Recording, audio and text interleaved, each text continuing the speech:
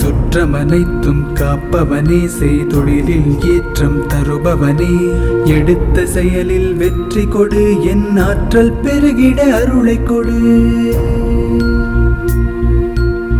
அடுத்ததாக, கொட்டும் மழையில் நனைவது போல் இவர் பேசினால் நனையலாம், கெட்டிக்கார பேச்சென்று இவர் பேசினால் நன்றி கூறலாம், பட்டிமன்றம் பேச்சரங்கம் எதுவாயினும் இவர் மேடை ஏறினால் சிரிக்கலாம்.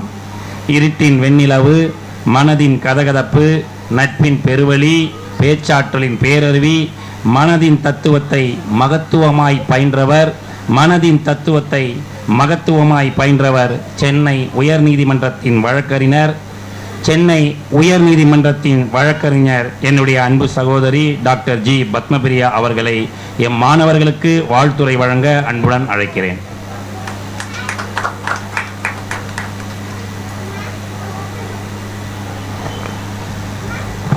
அனைவருக்கும் இனிய காலை வணக்கம். First of all, let us congratulate and give a very big applause to all the graduates here. நிறைய நேரம் கிட்டத்தட்ட ஒரு 1 ஹவராக நம்ம எல்லாரும் பேசிகிட்டு இருக்கோம், நிறைய பேர் பேசிகிட்டு இருக்கோம். So as a psychologist first எனக்கு இங்கே இருக்கிறவங்களோட மைண்ட் வாய்ஸ் என்னவாக இருக்குன்னா, சீக்கிரம் பேசி முடிங்க, கிராஜுவேஷன் செரிமனியை முடிங்க, சண்டே இன்னைக்கு லஞ்ச் போய் சாப்பிட்ணும், அதை விட முக்கியமான ஒன்று செல்ஃபி எடுத்து போடணும். ஸோ இதுக்கெல்லாம் டைம் எங்களுக்கு கம்மியாகிற மாதிரி இருக்குங்கிற ஒரு மைண்ட் வாய்ஸ் எனக்கு கேட்டுகிட்டே இருக்குது. ஸோ நான் நிறைய பேசணும்னு நினச்சேன், பட் டைம் இதுவாக இருக்கிறதுனால ரொம்ப சுருக்கமாக நான் என்ன சொல்லணுங்கிறத சொல்கிறேன்.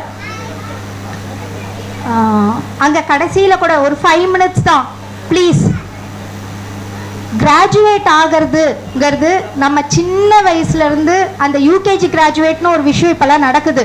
இருந்தாலும் அப்பத்துலேருந்து நமக்கு 5th standard, 6th standard, 9th standard, 10th standard ஒவ்வொரு வருஷம் கிராஸ் பண்ணும்போதும் எப்போ நடக்கும் நம்ம பார்த்துக்கிட்டே இருப்போம்.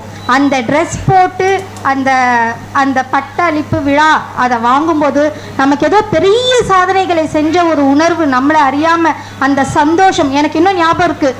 நான் பிஏ லிட்ரேச்சர் கிராஜுவேஷன் அப்போ அந்த இது வாங்கும்போது ஹவு ப்ரவுட் ஐ வாஸ், என் பேரண்ட்ஸ்க்கு எவ்வளோ ப்ரவுட் மூமெண்ட் இருந்திருந்ததுன்னு, அந்த மாதிரி ஒரு ஃபீலை இது தரக்கூடிய ஒரு விஷயம். நம்ம லைஃப்பில் சக்ஸஸ்ஃபுல்லாக வரணுங்கிறது தான் எல்லாருடைய ஆசை, எல்லாருடைய கனவு. பட் அதுக்கு என்ன செய்யணுங்கிறது தான் இங்கே நிறைய பேருக்கு தெரியறதில்ல. தெரிஞ்சாலும் நிறைய டிஸ்ட்ராக்ஷன்ஸ் இருக்கிறதுனால நம்மளால் அதை கரெக்டாக செய்ய முடியறதில்ல. ஃபர்ஸ்ட் ஆஃப் ஆல் நான் சக்ஸஸ் ஆகிறதுக்குன்னு சில விஷயங்களை இதெல்லாம் தான் இன்க்ரீடியன்ஸ் அப்படின்னு நிறைய இடத்துல ஸ்கூல்ஸ் காலேஜஸில் சொல்லுவோம். To become success what should you have, என்னெல்லாம் நமக்கு தேவை அப்படின்னு பார்த்தா ஃபைண்ட் யுவர் செல்ஃப். ஸோ இங்கே இருக்கிற ஒவ்வொருத்தரும் கண்டுபிடிச்சிருக்கீங்க, எனக்குள்ள ஒரு திறமை இருக்குது, அதுவும் அக்குபங்க்சராக ஒரு இதுவை தேர்ந்தெடுத்து அதில் சர்வீஸ் பண்ணுறீங்க. மெடிக்கல் ஃபீல்டுங்கிறது ஒரு அற்புதமான ஃபீல்டு. எந்த ஃபீல்டாக இருக்கட்டும், மெடிக்கல்லே நிறைய இருக்குது, நர்சிங், அலோபதி, இன்னும் ஆயுர்வேதிக், எத்தனையோ இருக்குது. என்னுடைய டாக்டர் கூட she is and doctor working in Balaji medical college. So அவங்களுடைய சர்வீஸ் மிக பாராட்டுக்கு, அவங்களுடைய சர்வீஸ் இல்லைன்னா எத்தனையோ உயிர்கள் இன்னைக்கு பிழைப்பது மிக கடினமாக இருக்கும். ஸோ அப்படிப்பட்ட சர்வீஸை இதுதான் என்னுடைய வாழ்க்கை, இதுதான் எனக்குள் ஒளிந்திருப்பதுங்கிறத கண்டுபிடிச்சி ஃபைண்ட் யுவர் செல்ஃப். அதாவது ஒரு பிச்சைக்காரர் இருந்தார், அவரோட தினசரி வேலை என்னன்னா, ஒரு பழைய பெட்டி மேலே உட்கார்ந்து பல காலமாக 20 வருட காலமாக பிச்சை எடுப்பது அவருடைய வழக்கம். அந்த பெட்டி மேலே உட்காந்து அவர் பிச்சை எடுப்பார், ஒரு பழைய பெட்டி மேலே. அந்த வழியாக போன ஒரு ஸ்ட்ரேஞ்சர் அவரை ஒரு வாட்டி கேட்குறாரு, இந்த பெட்டிக்குள்ளே என்ன இருக்குன்னு. அதுக்கு அவர் சொல்கிறாரு, எனக்கு தெரியாது, நான் ஒரு நாளும் திறந்து பார்த்ததில்ல, இது எங்கள் அப்பா எனக்கு ரொம்ப வருஷத்துக்கு முன்னாடி கொடுத்தது, நான் அவர் இது மேலே உட்காந்து தான் பிச்சை எடுத்தார், நானும் இது மேலே உட்காந்து இத்தனை காலமாக பிச்சை எடுக்கிறேன்னு. அப்போ அந்த ஸ்ட்ரேஞ்சர் ரொம்ப வற்புறுத்தி தொல்லை கொடுத்து அந்த பெட்டியை திறக்கிறாங்க. அந்த பெட்டிக்குள்ளே அவ்வளவு ஜுவல்ஸ், அவ்வளோ புதையல்கள் இருந்திருக்கு. இந்த கதை மூலமாக நான் சொல்லக்கூடிய கருத்து என்னன்னா, நம் மனம் என்னும் பெட்டிக்குள் நிறைய புதையல்கள் ஒளிஞ்சிருக்கு. அதை நம்ம எடுத்துட்டு வரணும், அதை வெளி உலகத்துக்கு கொண்டு வரணுங்கிறது தான் நம்மளோட இது. ஸோ நம்ம ஒரு கிச்சனுக்குள்ளே போய் ஒரு ஃபுட் தயாரிக்கணும்னு ஆசைப்படுறோம். ஃபர்ஸ்ட் ஆஃப் ஆல் நமக்கு தெரியல இன்னைக்கு சாம்பார் வைக்க போறோமா, கேசரி பண்ண போறோமா, சக்கரை பொங்கலா, பிரியாணியான்னு என்ன நம்ம செய்ய போறோன்னே நமக்கு தெரியலனா என்னென்ன யூஸ் பண்ணணும்னு தெரியாது. ஸோ நீங்க கண்டுபிடிச்சிட்டீங்க உங்க லைஃப்ல அக்குபங்க்சர்ங்கிறது தான் என்னுடைய வாழ்க்கை, இதுல நான் ஏதோ ஒன்று செய்ய போறேன். ஏன் வந்து எத்தனையோ நடிகர்கள் இருக்காங்க, ஏன் நமக்கு எம்ஜிஆர், சிவாஜி, கமல்ஹாசன், ரஜினிகாந்த், விஜய், அஜித், இப்படிதான் நம்ம, ஏன்னா அவங்க ஏதோ ஒன்று யூனிக்கா செய்யறாங்க, ஏதோ ஒரு விஷயத்த சாதிச்சிருக்காங்க. அதனால தான் அவங்கள நம்ம வந்து மிக முக்கியமா நம்ம மைண்டுக்கு வராங்க. ஸோ எந்த துறையாக இருந்தாலும் அந்த யூனிக்னஸ், அந்த பாசிட்டிவிட்டி, அந்த செல்ஃப் கான்ஃபிடன்ஸ், இந்த இன்கிரீடியன்ஸ் பிரியாணி தான் செய்ய போறோம்னு தெரிஞ்ச பிறகு அதுல சக்கரை போட முடியாது இல்லையா? ஸோ என்னென்ன செய்யறோமோ அதுக்கு வேண்டிய இன்கிரீடியன்ஸை நம்மளால கலக்க முடிஞ்சாதான் அதை நம்ம கரெக்டா கொடுக்க முடியும்.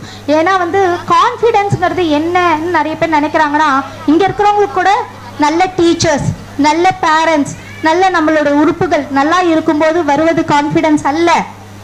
எதுவுமே இல்லை, எனக்கு அம்மா அப்பா இல்லை, எனக்கு கை கால் இல்லை, கண்ணு தெரியல, பேச வரல, அது எல்லாம் இருந்தாலும் ஐ கேன் டூ சம்திங் அப்படிங்கிறது தான் கான்ஃபிடன்ஸ். ஸோ ஒன்றுமே இல்லைனாலும் வரதுக்கு பேர் கான்ஃபிடன்ஸ்னா இத்தனை சப்போர்ட், இத்தனை கைடன்ஸ் இருக்கிற நமக்கு எவ்வளோ பெரிய கான்ஃபிடன்ஸ் இருக்கணுங்கிறது தான் நம்ம ஒவ்வொரு வாட்டியும் காடுக்கு வந்து நம்ம தேங்க்ஸ் சொல்லிகிட்டே இருக்கணும்.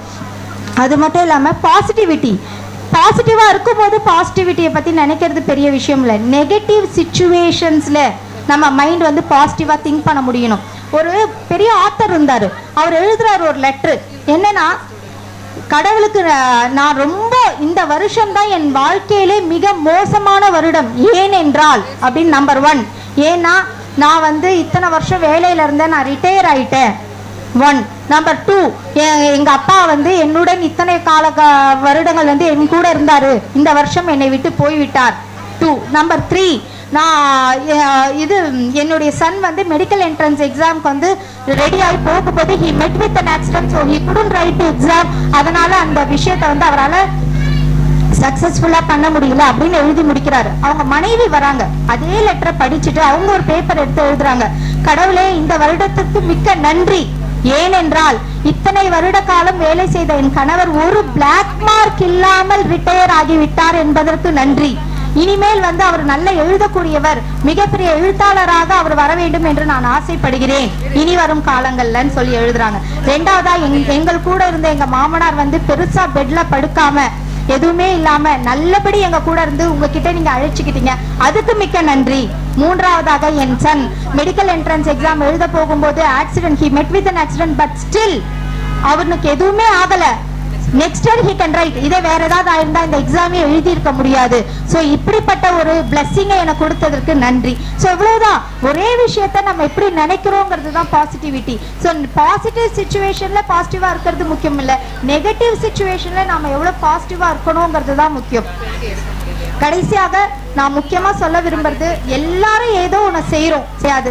நான் ரொம்ப ரசிச்சு ஒரு கதையை படிச்ச பிறகு நாமளும் இந்த மாதிரி இருக்கணும்னு ஆசைப்பட்ட ஒரு விஷயம், அதாவது இந்த உலகத்தை விட்டு செல்வதற்குள் ஏதாவது ஒரு மெசேஜை, ஏதாவது ஒரு தடயத்தை நம்ம வந்து இந்த உலகத்துக்கு சொல்லணும். அதுக்கு வந்து நான் ஒரு வேற ஏதோ ஒரு மோட்டிவேஷனல் ஸ்பீச்சஸ்க்காக படிச்சுட்டு இருக்கும்போது கூகுளில் ஒரு கதை, உண்மையான கதையை நான் வந்து படித்தேன். அமெரிக்கால ஓசியாலான்னு ஒரு பெண்மணி, அவங்கள யாருக்குமே தெரியாது, ஏன்னா அவங்க ஒரு சலவை தொழிலாளிக்கு குடும்பத்துல பிறந்த ஒரு பெண்மணி. பட் அவங்களோட 85 இயர்ஸ்ல உலகத்துல இருக்கிற அத்தனை பேருக்கும் அவங்களுக்கு தெரியுமா.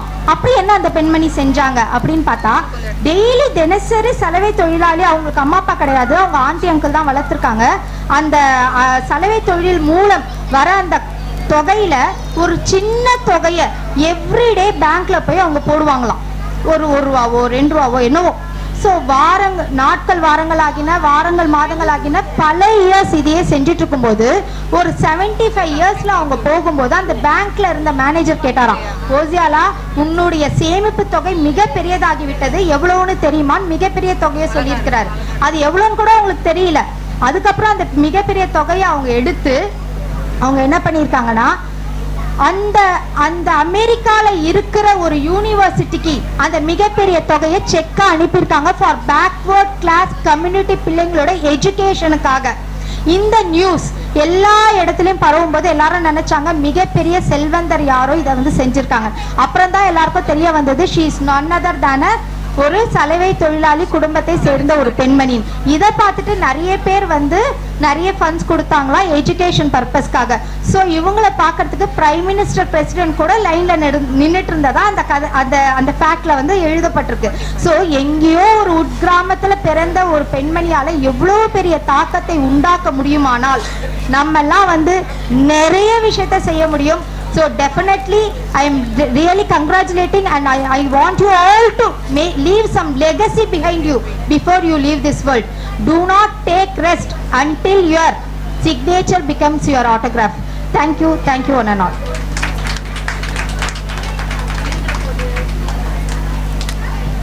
முட்டாளின் முழு வாழ்க்கையும் புத்திசாலியின் ஒரு நாள் வாழ்க்கைக்கு சமம் என்ற அரேபிய பழமொழியை எங்கள் மாணவர்களுக்கு போதித்த அன்பு சகோதரி அவர்களுக்கு நன்றி.